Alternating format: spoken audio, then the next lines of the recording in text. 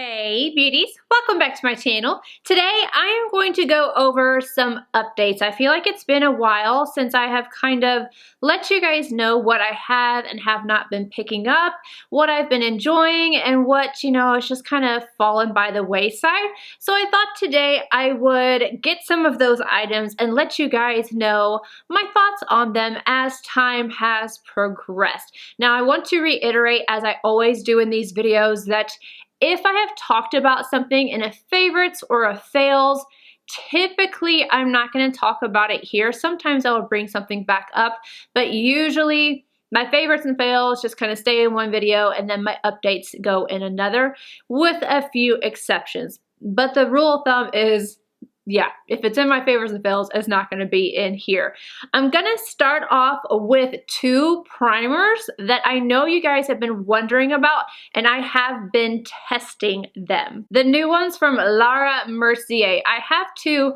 Actually, I think I have them all now because Laura Mercier just sent me a whole package with all of them, and now I have them in full size, so that's really nice. But the two that I have been testing out are the Pure Canvas Primer in Hydrating, as well as the Pure Canvas Primer in Blurring. Now, when I first did my video on these, I talked about the fact that I thought that the Hydrating one was definitely working, and that for some odd reason, this Blurring one, even though the texture is kind of like a gel, it is very strange. It's not that typical pore filling type of primer, but it really does smooth. And I was wondering if it was one of those things that was kind of a fluke. It's not. So I don't use this one every single day, but I do use it, and I can tell you that it actually does blur things out. I don't think it's going to be enough if you have very large pores. I would stick with something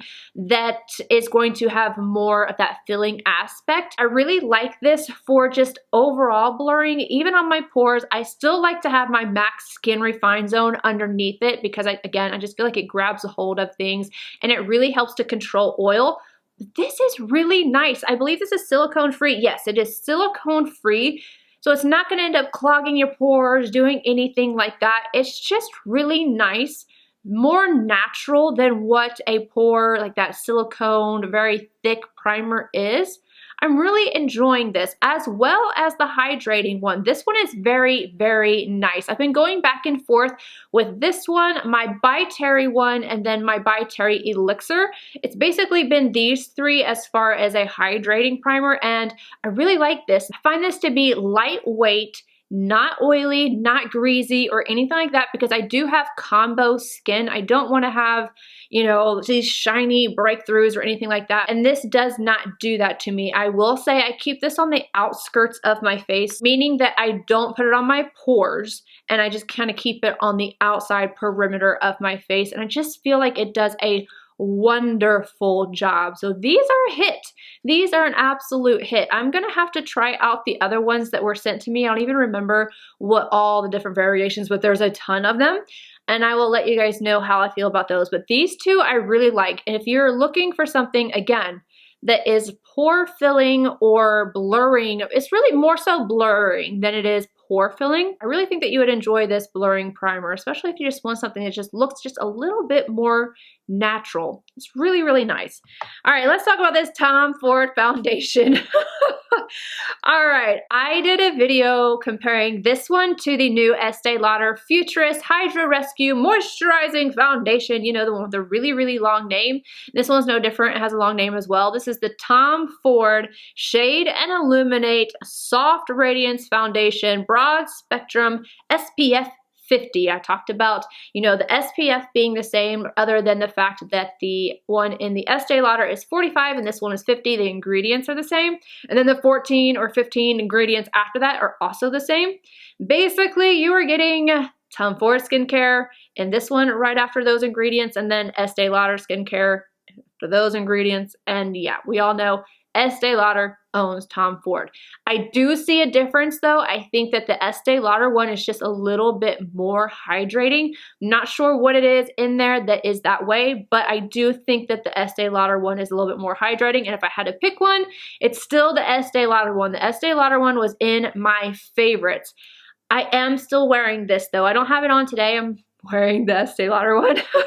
But I am using this. I still think this is a beautiful foundation. It's just that the fact that it's $150 and it has a competitor under the same umbrella that is $45. You can get 3 of those and still pay less than this one. But I just have to say, I am using this. I do enjoy it. For those of you that just really love Tom Ford, I just wish this was more along the lines of the price that they used to be. I think that they were like between $80 and $90, and $150 I think is a lot for this. Packaging though is amazing. I love this magnetic top, and I do like the foundation, but Estee Lauder wins. Still gonna use this though, still gonna use it. I wanna do my palettes last because I have so many of them. Like I have so many palettes. All right, I got this in my BoxyCharm box, and I talked about not being in love with it, but I wasn't sure and I wanted to try it out some more, and it's a mascara. This is the Grande Drama Intense Thickening Mascara with Castor Oil. I just don't like it. I don't know what it is. I feel like it's almost dry and a little clumpy. Not too clumpy because I'm not mad at some clump. I pile on the mascara. I can't even tell you how many coats I have. I have one mascara on and then a whole nother one, my extended play to go on the backs of my lashes to really thicken them up. And then I add on my liner to add even more volume. It's just, it's a thing. But this one, I just don't like it. I feel like even as it is, you know, I've used it a few times, it's gotten drier and more of that dry feeling. And I thought that with the castor oil, it would be just a little bit more, not wet, but more luxurious feeling. I don't know. I'm just not on board with this. I've only been using this if I put on false lashes because I think in my head that the castor oil will protect from the false lashes. But yeah, I can't recommend this. I just can't. It's not my favorite. A mascara I have been reverting back to. I don't know why. I just go through phases sometimes where I'm really, really on board with one and then I'm really on board with another. And I think it depends on my lashes. Sometimes they're a little bit thicker. I do use a lash serum, and you go through your natural spurts where you will lose some lashes because, I mean, they can only grow so long before they fall out. And then you will have other months that they just are so full. And right now I have been just loving this, and I have so many of these, the deluxe samples, and then I do have a full size as well for whenever this runs out. This is the KUSH mascara from Milk, and again, this is supposed to be conditioning. I don't know if it actually is, but for the winter months, I just want any extra conditioning that I possibly can get, and I really have fallen in love with this. I liked it in the beginning, but I think I love it now. There's just something about it that I'm really, really on board with, and I love the packaging on this. It's so heavy. Even the deluxe sample is heavy, and it's, I don't know, can you hear that? I wonder if my new mic picks that up. This is one of those exceptions. I did talk about it technically I talked about it in my last month's favorites. However, I was just talking about it in reference to what I was using. But it was in my month of December favorites. I just want to let you guys know that I'm still using this, and it's from KOKIE. They sent this to me along with I think there's three other shades. I sent one over to Kelsey because I'm so in love with this. There's 2 deeper shades and then a peachier shade. And I'm like, Kelsey, get on board with this. I want you to like it.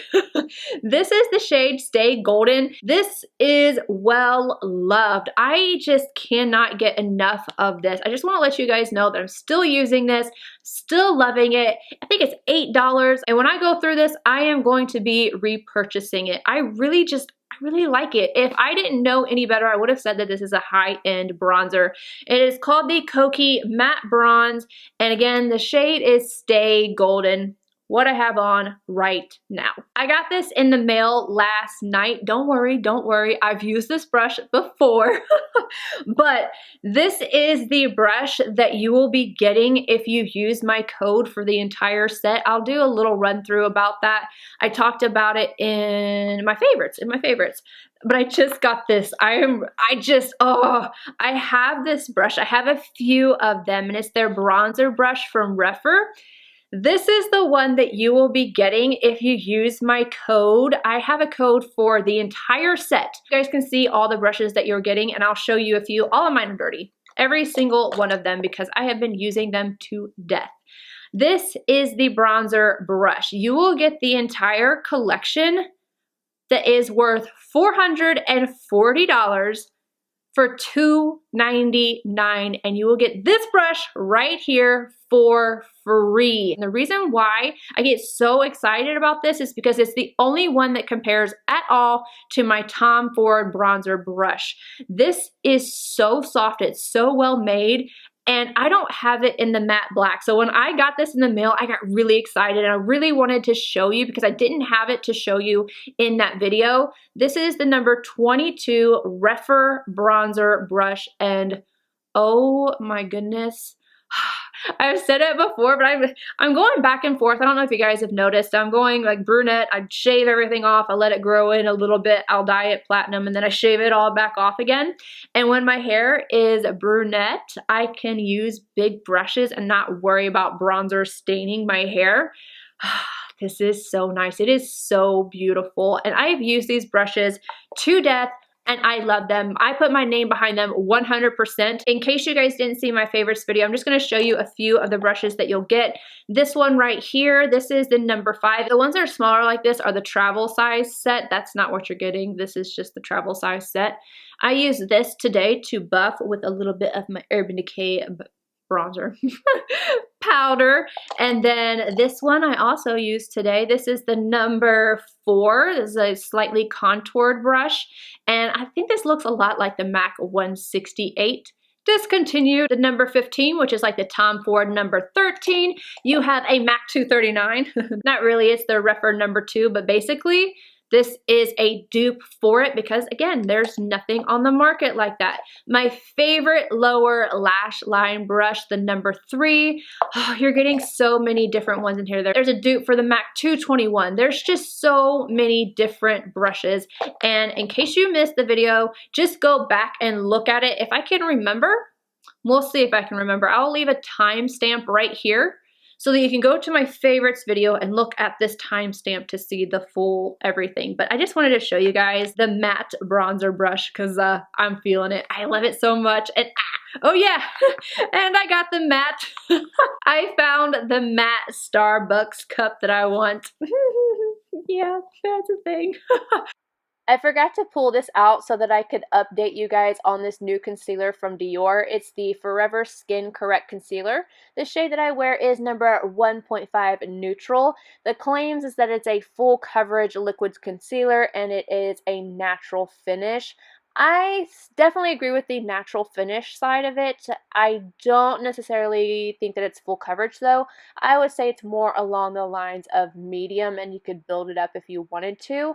I do like this concealer. I find that I like it best if I apply it, let it sit on my skin for a few seconds, for like 30 seconds, and then blend it out. If I blend it out right away, I feel like it can kind of get just a little bit too thin, and I lose some of the coverage of it, and I don't like it as much as I do if I just kind of let it sit on my skin just a little bit before blending it out. I do like this concealer a lot. I have picked it up several times, but Giorgio Armani Power Fabric, if I'm looking for a natural type of finish, that's the one that I am going for. But I do like this, and I would recommend it to people that have dry under eyes or that want something that's a little bit more on the natural side. I do like this concealer. I just don't like it more than my Giorgio Armani. And then I recently spoke about the Hourglass concealer, which I really, really like, but that one's more, far more coverage, and it's a matte concealer, so they're nothing alike. All right, let's go on to palettes. Forewarning, I have a ton of palettes here to talk about, so bear with me. If you don't want to hear anything about palettes, this is just, you can go ahead and leave. I love you. Mwah. Thank you for staying this long. All right, the first one is the ColourPop Bare Necessities palette. In theory, this palette it's beautiful. It's something I would think that I would use a lot. I have not touched this. I don't touch it. I don't grab for it. I think I remember feeling like this was a little bit inconsistent, and I just don't like it as much as I do the smaller ColourPop palettes or even, you know, the slightly bigger ones. But this one is just, I don't know. I'm just, I have not grabbed for this at all. Then we have the AMREZY palette. Why I said that, I don't know. I just wanted to be fancy. I just wanted to be fancy. Look at this packaging. You just have to be fancy whenever you're talking about this palette.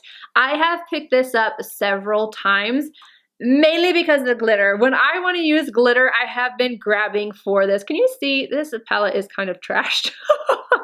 I have been grabbing this mainly for the natural tones and then picking up the glittery shades. And Barb is so pretty. This is one of my favorite shadows that I even have in my entire collection. I know that's saying a lot, but I mean it. It has this blue, pink, green, like shift. I just can't. I absolutely love this shade. I could put it on my eye with this look right now and just put it all over my lid and I would be happy. That shade I need as a single, like just a huge thing of Barb. I would be so happy. I would be just, ugh. This one's new as well, but I want you guys to think whenever I'm filming, I don't always put the video that I'm filming. Like this one right now, I know is not gonna go up tomorrow. It's gonna go up in a couple days. The Latte 2 palette. I like this palette a lot, especially for this shade right here that, mind you, does have little tiny particles of glitter in it, so keep that in mind. I just really enjoy this, but I have been pairing other palettes with this, or not necessarily palettes, but like singles. I've been using one of my Marc Jacobs singles. I have a few of them up here. I just like to take something that has a little bit more depth than what this shade is, because that was my one complaint with it, and use one of these shades to deepen it up. And I've been going in with this one like nobody's business. I just think it is gorgeous. And I've been popping in a little bit of this. It's really good, you guys. I'm really happy with this palette, and I wanted to let you guys know that this is something that's new, but something that even after my review and everything I have to do on a daily basis and filming and everything else, that I still grab for it right after filming with it. That means that I like something. If I film with something and I set it down for weeks, I'm not that interested in them. This palette right here, the Pat McGrath Mothership Sublime Golden Opulence palette. Have not picked this up since the review. And it's not because I have feelings about everything that kind of went down or anything like that. It's just a simple fact that I have all these shades in other palettes, so it's just not special to me. I don't think about it. I love the packaging, even though it's already dirty. I don't even know how it gets that dirty after using it one time. It's not the inside. If you could see right here. Do you see that funkiness? Like, what is that? I don't know. But it's a beautiful palette, like the packaging, and the quality is amazing, but it's not something that I have grabbed for at all since filming. And then also, the Meant to Be palette, I think I will grab for this again. So I don't want it to be like, oh, I don't like this palette or anything like that. It's just like, this is a look. This is a whole look. I will grab for this whenever I want a minty look. And I think that whenever spring, we have to go through spring before we get to summer. When we get to spring, I am totally going to be rocking an entire, kind of like what I have on today. I just have 2 shades on from the Natasha Denona Love palette. That is what I want to do with this. 2 shades, a little deeper on the eye and underneath, and then smoked out with a lighter shade. That is what I want to do with this palette during the spring. So not right this second, but it's coming. The last 2 I have been grabbing for.